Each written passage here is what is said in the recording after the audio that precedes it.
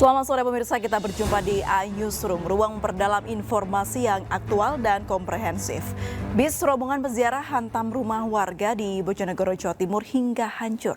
Diduga sopir bus mengantuk.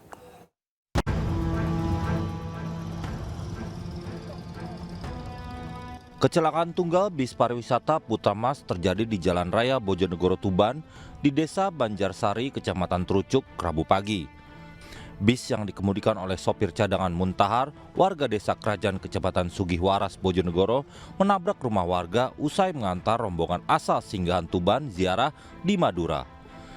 Kerasnya tabrakan menyebabkan teras depan rumah warga dan warung milik Edi Sutomo hancur. Diduga sopir bus mengantuk sehingga bus tidak terkendali dan menghantam rumah dan warung. Tidak ada korban luka dan jiwa akibat tabrakan. Kasus ditangani unit Laka Satlantas Polres Bojonegoro. Dari Bojonegoro, Jawa Timur, Dedi Mahdi, iNews melaporkan. Pemirsa, terdakwa Linda Pujastuti alias Anita divonis pidana 17 tahun penjara dan denda 2 miliar rupiah, subsidiar 6 bulan kurungan dalam kasus narkoba yang melibatkan mantan Kapolda Sumatera Barat, Teddy Minahasa. Majelis Hakim Pengadilan Negeri Jakarta Barat menilai Linda telah terbukti melakukan tindak pidana menjadi perantara dalam jual beli, menukar dan menyerahkan narkotika golongan 1 bukan tanaman yang beratnya lebih dari 5 gram. Linda dinilai terbukti melanggar pasal 114 ayat 2 Undang-Undang Republik Indonesia nomor 35 tahun 2009 tentang narkotika, junto pasal 55 ayat 1 ke 1 KUHP. Putusan ini lebih ringan daripada tuntutan jaksa penuntut umum yang menginginkan Linda dihukum dengan pidana 18 tahun penjara dan denda 2 miliar rupiah, subsidiar 6 bulan kurungan. Pada prinsipnya kami kan sudah mencoba yang terbaik ya. Klien-klien kami juga sudah mengungkapkan semua yang sebenar-benarnya.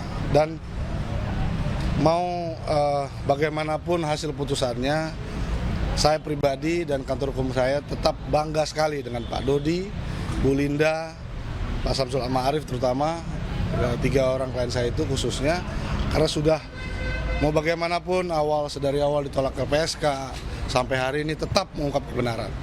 Ya tidak patah semangat. Ya walaupun tadi kita lihat sama-sama kan Bang Dodi sepertinya belum puas dan sepertinya akan lanjut menyatakan banding. Ya, namun yang lain masih mikir-mikir.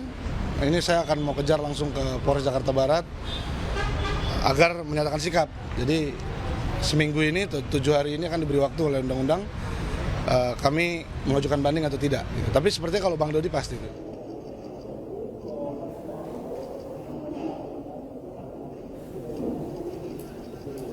Sementara itu terdakwa mantan Kapolres Bukit Tinggi AKBP Dodi Prawira Negara divonis pidana 17 tahun penjara dan denda 2 miliar rupiah.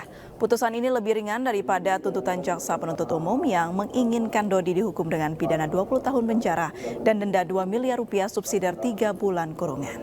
Dodi dinilai terbukti melanggar pasal 114 ayat 2 Undang-Undang Republik Indonesia nomor 35 tahun 2009 tentang narkotika, junto pasal 55 ayat 1 ke 1 KUHP. Dalam menjatuhkan putusan, hakim turut mempertimbangkan sejumlah keadaan. Hal yang memberatkan yakni perbuatan Dodi dinilai bertentangan dengan program pemerintah dalam memberantas peredaran gelap narkotika. Sementara hal meringankan, Dodi belum pernah dihukum. Ia menyesali perbuatannya dan tidak ikut menikmati hasil kejahatan. Nasib serupa juga dialami mantan Kapolsek Kalibaru Kompol Kasranto yang divonis 17 tahun penjara dalam kasus yang sama. Kasranto juga diminta untuk membayar denda 2 miliar rupiah, subsidiar 6 bulan kurungan. Mengadili 1. Menyatakan terdakwa Dodi Prawira Negara bin H. Maman Supratman telah terbukti secara sah dan meyakinkan bersalah melakukan tindak pidana, turut serta melakukan secara tanpa hak atau melawan hukum, menjadi perantara dalam jual beli, menukar atau menyerahkan narkotika golongan 1 dalam bentuk bukan tanaman yang beratnya melebihi 5 gram. 2. Menjatuhkan pidana oleh karena itu kepada terdakwa tersebut dengan pidana penjara selama 17 tahun dan denda sebesar 2 miliar rupiah. Apabila denda tersebut tidak dibayar, maka diganti dengan pidana penjara selama 6. Dan pemirsa, untuk membahas selengkapnya, kami telah terhubung dengan kuasa hukum AKBP Dodi Prawiranegara, Adriel Alfiari Purba. Selamat petang, Pak Adriel. Selamat petang, Mbak April. Baik, Pak Adriel, apakah klien Anda sudah memutuskan apakah ingin mengajukan banding atau tidak? Saya sudah ketemu dengan Bang Dodi dan memang keluarganya begitu juga dengan Bang Dodi sudah sepakat untuk menyatakan banding yang kita akan mulai mungkin lusa atau besok kami akan ke Pengadilan Negeri Jakarta Barat untuk mendaftarkan kuasa bandingnya sekaligus menyatakan banding besok. Apa pertimbangan klien Anda memutuskan untuk banding? Pada prinsipnya kami masih punya keyakinan, kami tetap optimis bahwa Bang Dodi khususnya ya, Bang Dodi sudah jujur dari awal, ya kan? Jangan nanti pada akhirnya ini akan menjadi presiden buruk ketika kejujuran tidak memiliki nilai lagi di mata hukum. Nah, saya takut setelah presiden ini ke depan semua tersangka akan memilih berbohong seperti Pak Teddy Minahasa, ya kan? Berbohong, arogan. Nah, nanti semua tersangka ke depan akan seperti ini. Nah, ini akan presiden buruk. Kami masih punya keyakinan bahwa vonis ringan itu nanti akan didapatkan oleh Bang Dodi.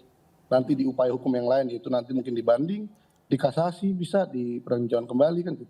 Upaya hukum kan ruang hukum kita kan memberikan ruang lain, upaya hukum lain. Gitu. Baik, untuk naik banding nanti apa yang dipersiapkan, langkah hukum apa yang dipersiapkan oleh tim kuasa hukum Dodi? Pastinya dalam waktu dekat kita akan buat pernyataan banding ke Pengadilan Negeri Jakarta Barat.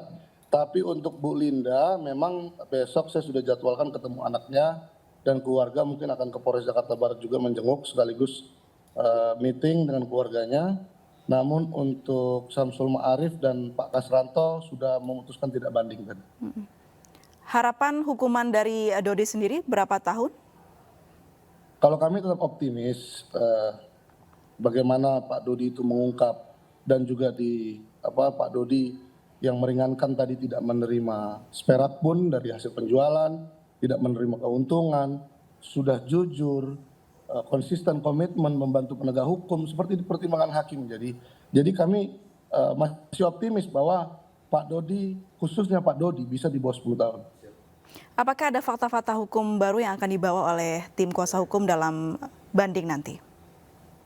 Sejauh ini nggak ada, tapi kami sesuai undang-undang LPSK, ya kan, kami meyakini bahwa nanti mungkin di upaya hukum lainnya seperti banding kasasi akan bisa ditetapkan sebagai justice kolaborator, karena dalam undang-undang LPSK justice kolaborator itu bisa juga terpidana, bukan hanya tersangka, terdakwa, tapi terpidana juga bisa.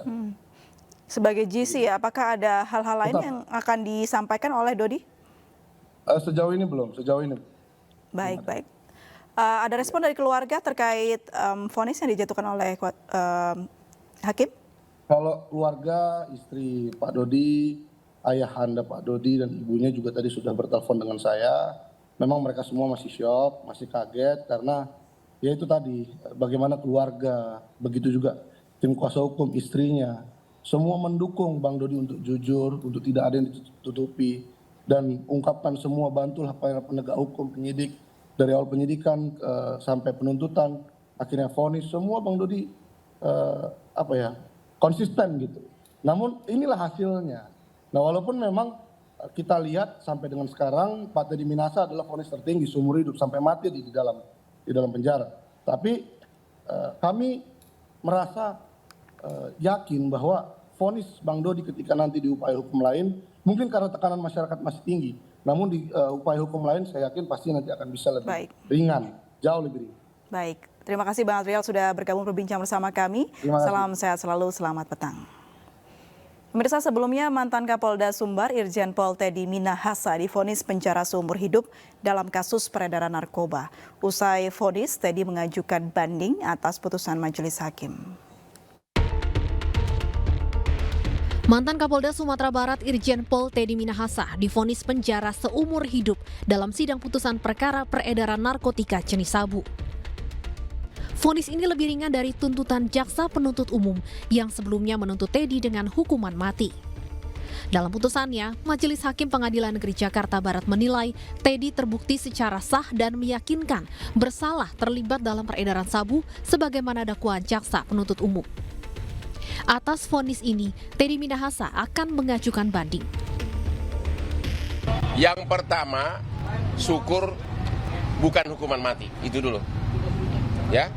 Jadi bukan hukuman mati.